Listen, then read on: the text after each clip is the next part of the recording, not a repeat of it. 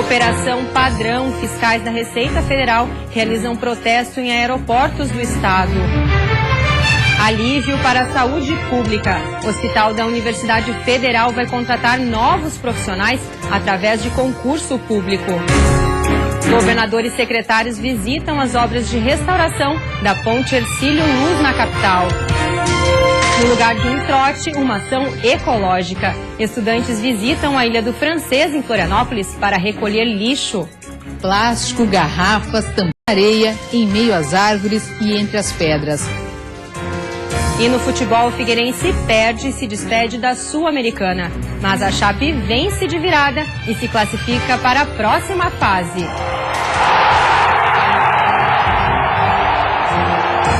O Band Cidade desta quinta-feira já está no ar.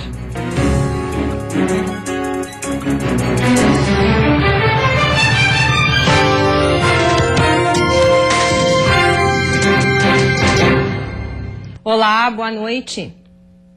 Alívio para a saúde pública. O Hospital da Universidade Federal de Santa Catarina anunciou hoje que vai contratar novos profissionais através de concurso público.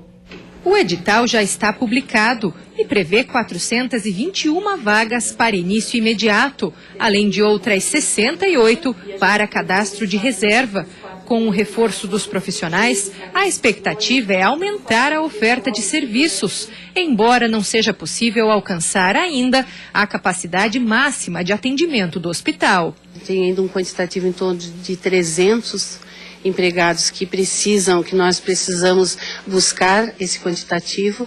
Então, o que foi aprovado pelo Ministério do Planejamento é inferior ao dimensionamento encaminhado pela EBSER. Reorganização dos quadros do HU só será possível porque a Universidade Federal aderiu à Empresa Brasileira de Serviços Hospitalares, a EBSER.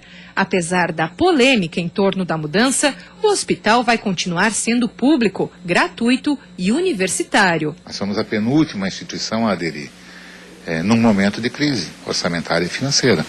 Então aí é a nossa necessidade de acelerar o processo, ainda para pegar o novo orçamento de 2017. Todos os meses, o hospital universitário realiza 250 cirurgias, 10 mil consultas, 55 mil análises clínicas e cerca de 2 mil exames de raio-x, além de 800 internações. Mas tudo isso, segundo a administração, com um prejuízo mensal de R$1 milhão.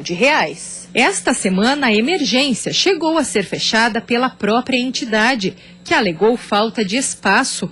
Com apenas 13 leitos, o setor consegue atender 27 pacientes. Hoje, os atendimentos voltaram ao normal. Se refere, sim, à falta de pessoal, à falta de espaço físico, à falta de instalações. De fato, a situação na emergência é bastante crítica. É uma situação que nós vamos alterar, isso vai ser modificado. E o primeiro passo se dá com a contratação de novos técnicos. Ao todo, o hospital universitário tem R$5 milhões em dívidas com energia elétrica, água e serviços contratados. Mais adiante, a intenção é priorizar os pacientes graves, já que um levantamento da entidade mostrou que 80% da procura pelo HU são de casos de baixa complexidade. Uma manifestação contra a posse do presidente Michel Temer complicou o trânsito ontem à noite na capital. Centenas de manifestantes se reuniram próximo às pontes que ligam a ilha e o continente. O ato foi marcado pelas organizações sociais e grupos de militância, momentos depois que o impeachment de Dilma Rousseff foi aprovado. A concentração começou perto das 6 horas da tarde. Os participantes gritavam palavras de ordem contra o presidente e distribuíram panfletos. A polícia militar só chegou no início da noite para acompanhar o protesto e impedir o fechamento das pontes. Encaminhados, manifestantes também ocuparam a Avenida Paulo Fontes no sentido Beira-Mar Norte. E no próximo bloco, auditores fiscais da Receita Federal realizam ato no aeroporto da capital. E ainda, a comitiva do governo catarinense visita as obras da Ponte Hercílio Luz.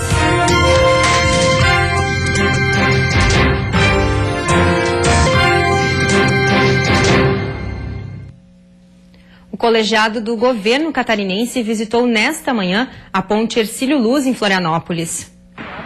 Acompanhado de secretários e autoridades, o governador Raimundo Colombo acompanhou de perto o atual estágio das obras de restauração da estrutura. Nesta etapa estão sendo feitas as trocas das vigas do vão central.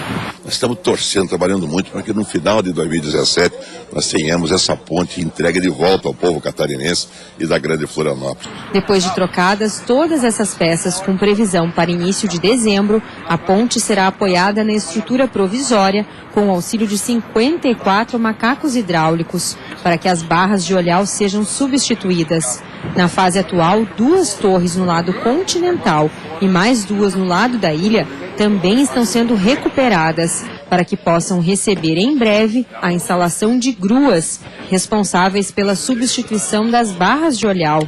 O prazo contratual é de 30 meses para a conclusão das obras. Quando a gente vem aqui, a gente se surpreende, né? Como eu disse antes, a gente fica surpreso, porque é muita gente, é vários equipamentos e a evolução na execução da obra. Então, é importante que essas visitas agendadas, que as pessoas venham, né, para visualizar, para ter a certeza de que as coisas estão acontecendo, que é essa certeza que a gente tem aqui no dia a dia da obra.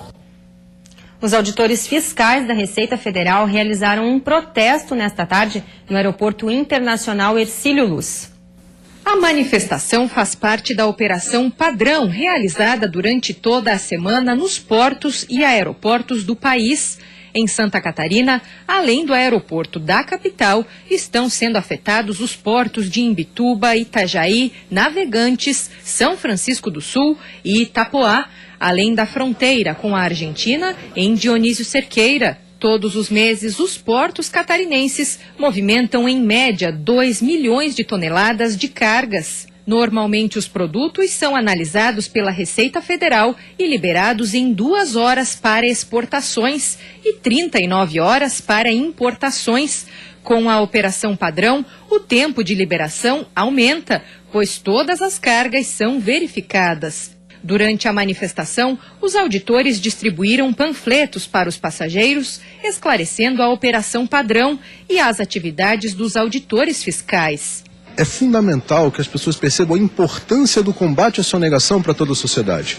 Em cada produto que a gente compra estão embutidos tributos que nem sempre são recolhidos pelas empresas.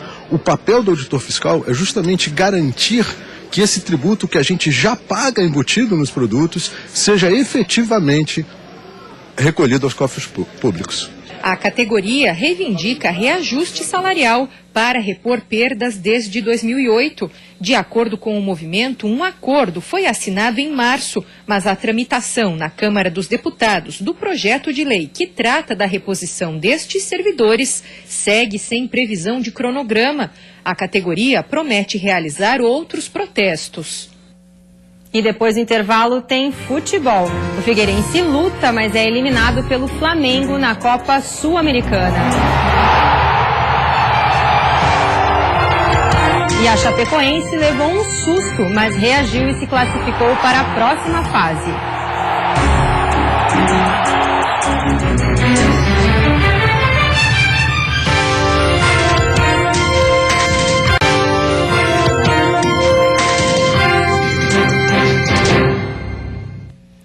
A Chapecoense levou um susto no jogo de volta pela Copa Sul-Americana, mas conseguiu virar o jogo e se classificar para a próxima fase. A água já caiu em Chapecó, mas o balde de água fria do torcedor da Chape veio aos 23 do primeiro tempo. Douglas Mendes, num cabeceio difícil, aumentou a vantagem do Cuiabá, que já tinha vencido o primeiro jogo por 1-0. A Chape não se encontrava no primeiro tempo. Passes errados e nervosismo pela necessidade de fazer 3 gols para passar de fase. No segundo tempo, parecia que ia piorar. O Cuiabá continuava em cima. Olha só o gol que o Juba perdeu. Até que aos 21 do segundo tempo, um lampejo de esperança. Arthur Maia bateu falta na trave e no rebote, Lucas Gomes de cabeça fez 1-1. Faltavam 2 gols para a classificação. E quando a bola de Ailton Canela bateu nas 2 traves, o cara do gol estava lá para fazer. Bruno Rangel, 2-1 para a Chape. Agora só faltava mais um. E o maior artilheiro da história da Chapecoense garantiu a vaga do Verdão nas oitavas. A Chape agora pega o vencedor do confronto argentino entre Independiente ou Lanús. Jogo de catimba, né? Argentina, jogo catimbado, jogo difícil também, né?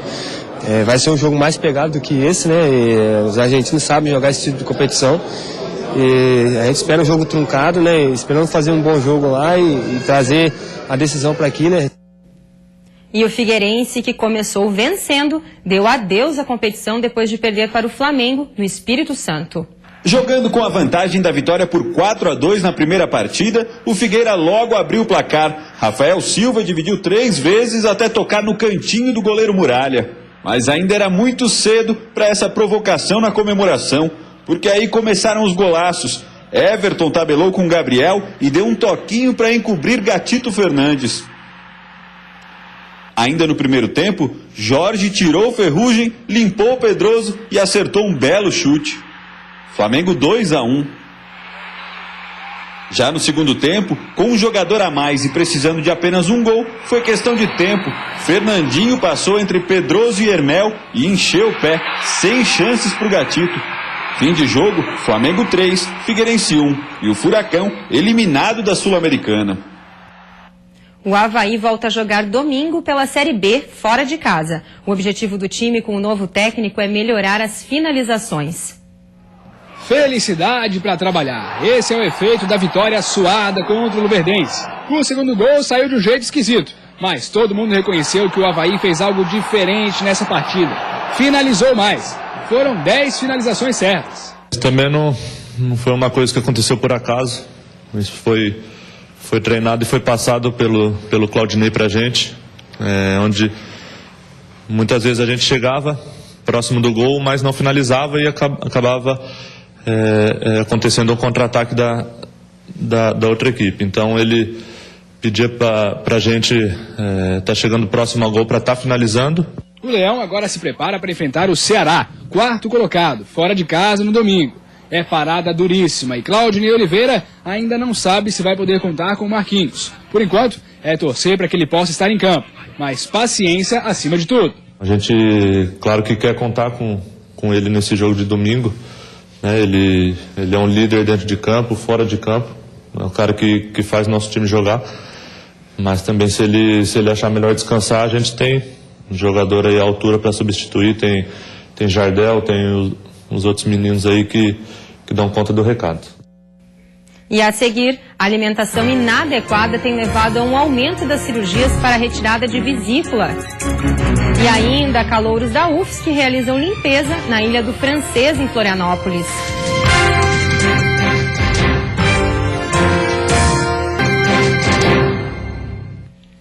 Fatores como a alimentação inadequada têm levado a um aumento das cirurgias para a retirada de vesícula. Patrícia retirou a vesícula há 3 anos. As dores eram insuportáveis. Tomava remédio, não adiantava, rolava no chão. A vesícula tem como função armazenar a bile produzida pelo fígado. É uma espécie de suco gástrico que ajuda na digestão da gordura dos alimentos, depois que eles saem do estômago em direção ao intestino. O que provoca a dor são pequenas pedras formadas na vesícula pelo mau funcionamento do fígado, causado por diabetes, cirrose hepática, fatores hereditários ou hormonais, além do tipo de alimentação.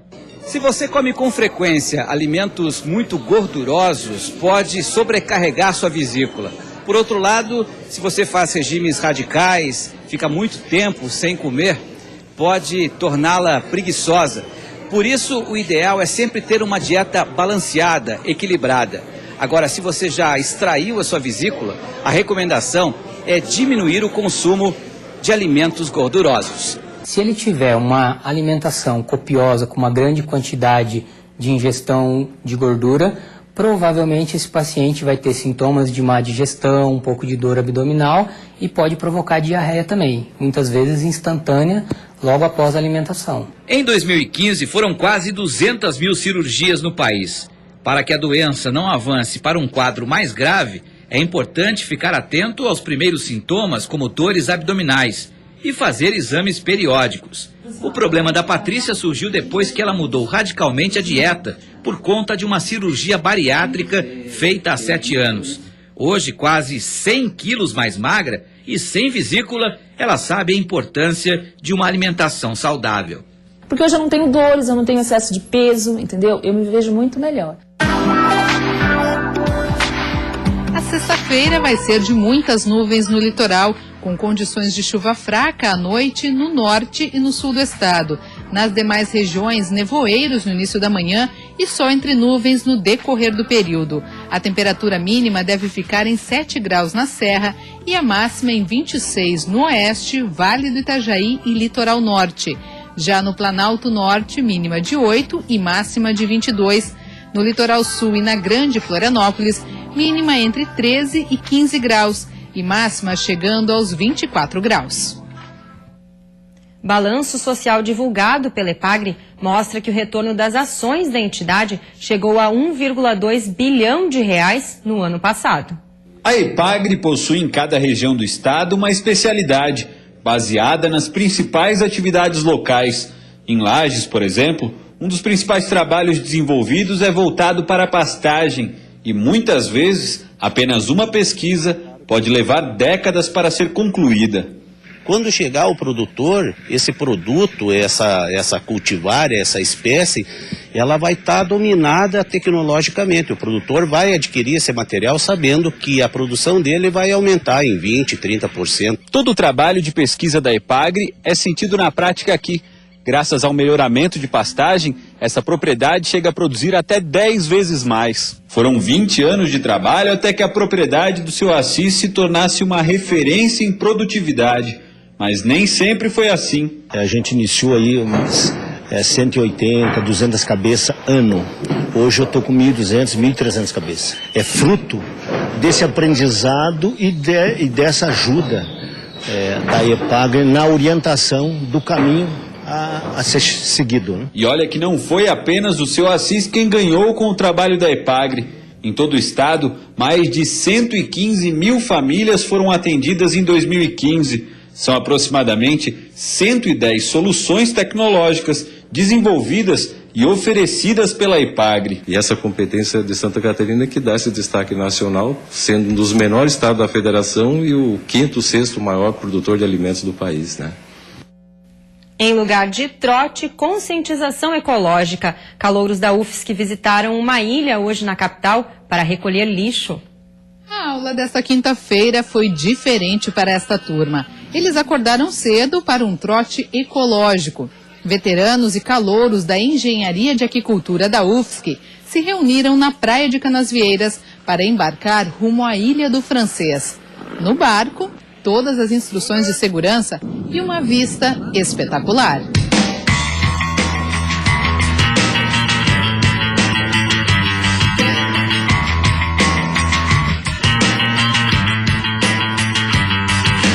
A Ilha do Francês fica a cerca de 1.100 metros da costa. Um passeio de 15 minutinhos de barco para chegar no local. No desembarque, quem tem mais habilidade vai nadando. Os demais seguem de bote.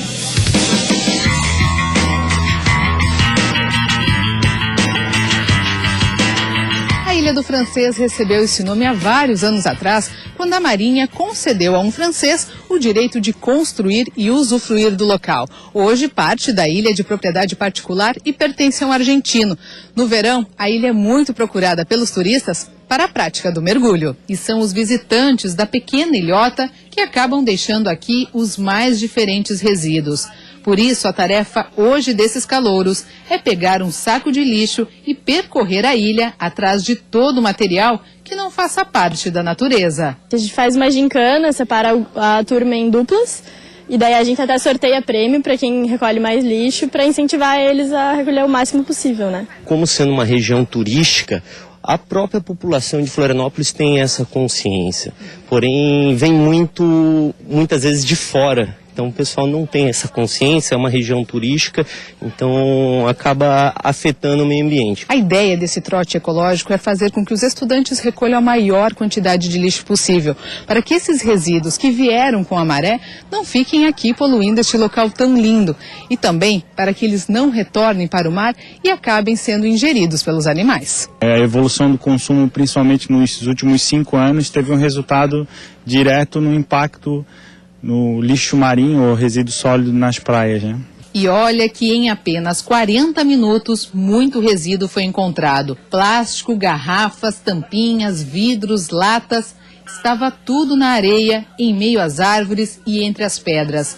Uma lição e tanto para esses jovens que estão ingressando na faculdade em um curso que tem relação direta com o meio ambiente. A gente tem uma imagem de que suja muitas coisas, que a gente solta muito lixo, mas a gente não sabe o quanto que isso acumula, nem o quanto suja. A gente não tem noção em matéria, o quanto que a gente está poluindo, o quanto isso está fazendo mal para os animais. E a partir disso a gente consegue ter muito mais noção e ficar muito mais consciente sobre o como a gente está fazendo para a natureza. Todo o lixo coletado será entregue à CONCAP para o destino correto, um trote universitário onde quem saiu ganhando foi a bela Ilha do Francês e a sua exuberante natureza.